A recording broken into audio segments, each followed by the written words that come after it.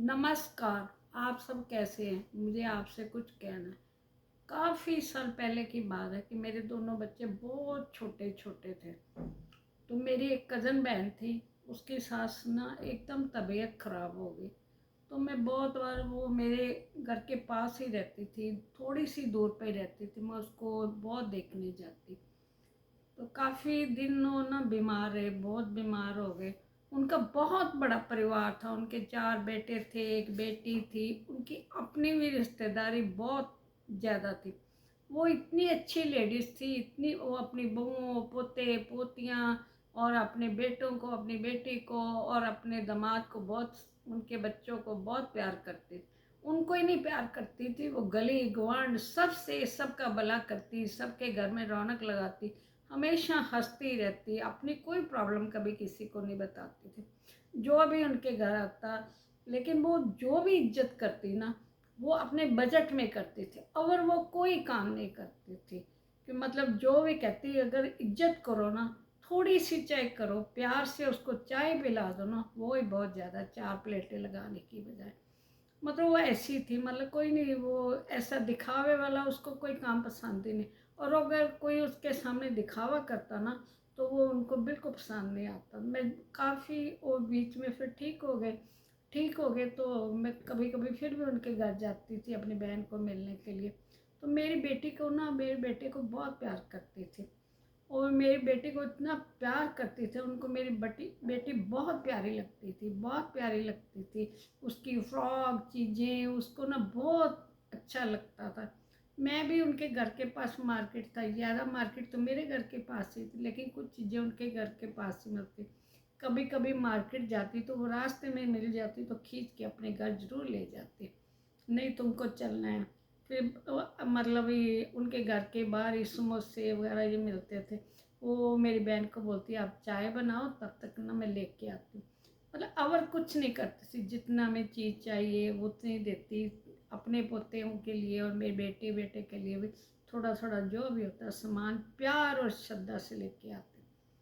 वो सबको इज्जत करती। जब वो मेरी बहन की मंगनी हुई ना, तो वो दूसरे दिन मेरे आंटी के घर आई, जिनकी बेटी थी।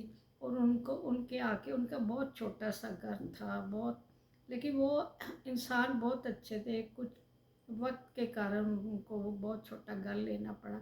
उन्होंने कभी किसी को हीन नहीं समझा था। जब उनके घर आई ना, तो उन्होंने घर तो ऐसे देखा हुआ, तो हमारी उन लोगों से पहले थोड़ी जान पहचान भी थी। तो वो कहती, मेरी आंटी को बोलती है कि देखो, मैं आपकी समंदर, तो आप कुछ कुछ मंगाओगे, इतने पैसे खर्च करो, इससे अच्छा ना मेरे को सिर्फ जलेबियाँ पसंद है और समोसे, तो ज़्यादा वो भी नहीं लाना, मैं एक ही समोसा खा सकती हूँ और थोड़ी सी जलेबी। मैं नहीं चाहती आपका भी बहुत खर्च हो। ये नहीं कि मेरी आंटी कर नहीं सकती थी, वो कर सकती थी, लेकिन वो वेस्टेज नहीं चाहती थी। वो कहती जो भी किसी को खिलाओ ना, श्रद्धा प्यार चीज़ों से, और आपको ना मतलब ये वेस्ट नहीं उनको ज़रा भी पसंद, मतलब सीधी दिल में जो बात होती थी। और उन्होंने मेरी आंटी को बोला, देखो आपको ना ये एक रिवाज है, मैं मांगना नहीं चाहती, आप जो मेरे को साड़ी दोगे ना, बिल्कुल सिंपल साधारण जैसी मैं पहनती हूँ, आप ओवर बजट मत चलना, कभी भी ओवर बजट नहीं चलना। मैं तो एक साधारण औरत, और उनका घर भी छोटा था, 2 ही कमरे थे, लेकिन उन्होंने इतना साफ सुथरा साधारण रखा हुआ था ना कि मैं आपको बता नहीं सकती। उनकी जो बहुएँ थी ना, वो भी सारी अमृतसर में पास पास, वो सब मेरे घर के पास रहती थी। उनकी बेटी भी मेरे घर के पास ही रहती थी।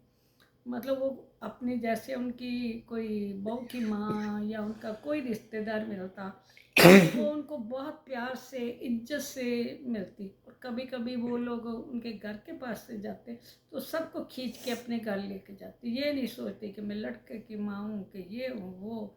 मतलब सबको बराबर और प्यार से, और सबको हक से प्यार करती। और अगर किसी को डांटना होता ना, वो भी प्यार भरी इतनी डांट करती ना, मैं आपको बता ही नहीं सकती। मेरे को तो वो बहुत अच्छे लगते थे। वो मेरी बहन को भी बहुत प्यार करते थे, उसको बच्चों को भी बहुत प्यार करते थे, बस सब उनका जीवन बहुत अच्छा चल रहा था। लेकिन उनकी ना मतलब ये सारी बहुएं अच्छी थी, उनकी बहुएं भी अच्छा कहना मानती थी, बेटे भी मानते थे, चारों बेटे भी मानते थे, बेटी दामाद सब मानते थे। लेकिन एक उनकी बहू थी, तीसरे नंबर वाली जो थी, वो ना कॉलेज की, अमृतसर कॉलेज की प्रिंसिपल थी। उसको बाकी सब ठीक था, वो भी अपनी सास का कहना बहुत मानती थी, अच्छी थी। लेकिन उनको अपनी पदवी का बहुत घमंड था, बहुत घमंड था। लेकिन जो मतलब ये मेरी बहन की सास है ना, उसको ये बात पसंद नहीं आती थी। वो कहती ठीक है, आप जहाँ काम करते हो ना, वहाँ आप पदवी का घमंड दे, घर में तो आप एक बेटी बहू माँ सब हो, यहाँ नहीं आपको ऐसा करना चाहिए। वो बहुत समझाती, लेकिन वो ना मतलब इतनी उनकी बात समझ नहीं, वो जो भी होता ना अपनी मर्जी से कर। उनकी सास उनको बहुत समझाती, लेकिन वो सुनती नहीं। लेकिन जो उस बहू के मायके वाले थे ना, वो बिल्कुल मेरी बहन के घर के पास ही थे। यानी कि मतलब उस तीसरे बेटे की जो ससुराल थे ना, घर के, वो उसकी दो बहनें ही थी, कोई भाई भी नहीं था। उसके पापा भी बीमार थे, वो बेचारे पहले नौकरी करते थे, अब रिटायर हो गए। वो जो बहू थी ना, अपने पापा की भी ना बड़ी इंसल्ट करती थी, ये दो ये करो, जबकि ये लोग कुछ मानते ही नहीं करते। वो अपने मन से ही ऐसा, उनको ना बहुत मतलब उनके साथ, अपने माँ बाप के साथ भी ना अच्छा व्यवहार नहीं करते थे। और उसकी जो माँ थी ना, माँ जब भी आंटी को मिलती ना, तो वो माँ कुछ कहती नहीं थी। लेकिन मेरी जो बहन की सास थी ना, सब समय वो कभी आते ही नहीं थे इनके घर में, बहू के मायके वाले, क्योंकि वो शर्माते थे।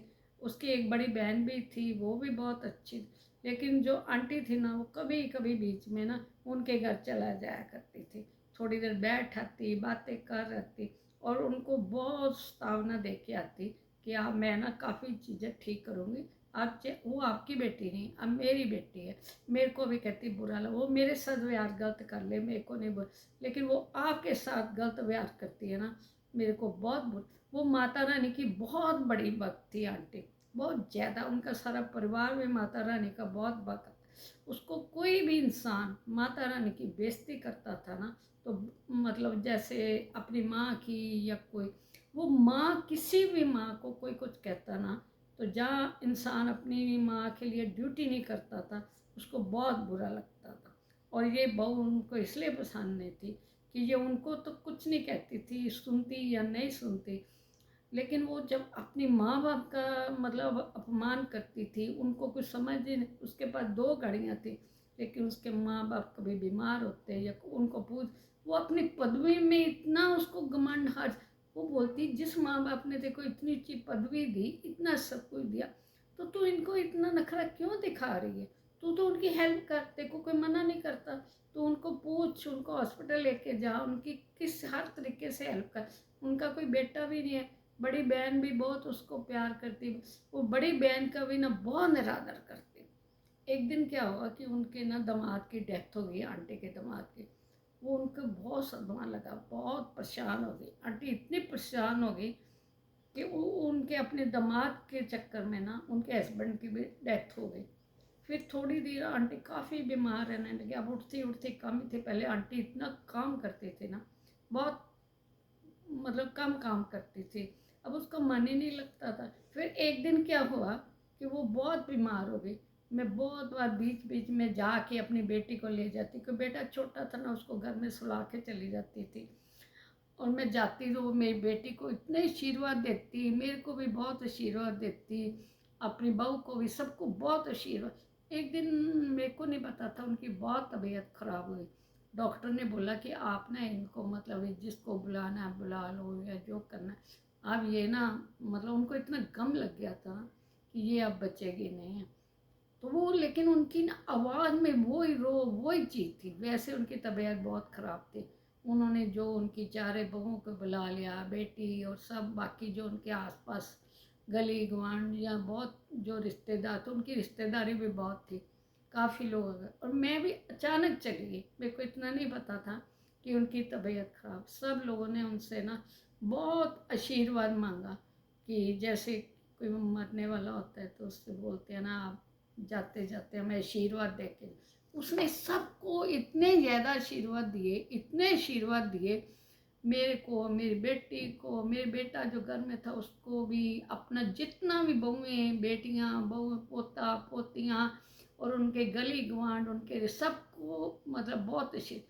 लेकिन जो तीसरे नंबर की बहू थी ना, उसने जब प्रणाम किया और कहा माता जी आप मेरे को भी आशीर्वाद दो, वो कहती नहीं, तू गुस्सा कर, तू जो मेरे साथ कुछ किया या नहीं किया मैं उसके लिए तेरे को माफ़ कर सकती, पर तूने जो अपने माँ बाप अपनी बहन के साथ किया ना, ये मेरे से बर्दाश्त नहीं होता। क्योंकि मैं नहीं चाहती दुनिया में ना एक माँ का अपमान हो, कि माँ को बुरा करे। आप जिंदगी में ना सबका अपमान कर लेना, कभी माँ के साथ चलाकियाँ, कभी माँ के साथ बुरा ना करना। जो आज नहीं कल को तुमको अपने कर्मों का हिसाब भोगना पड़ेगा। आप जिससे मर्जी जो मर्जी कर देती, ये मेरे को ना चीज़ बिल्कुल बर्दाश्त नहीं हुई।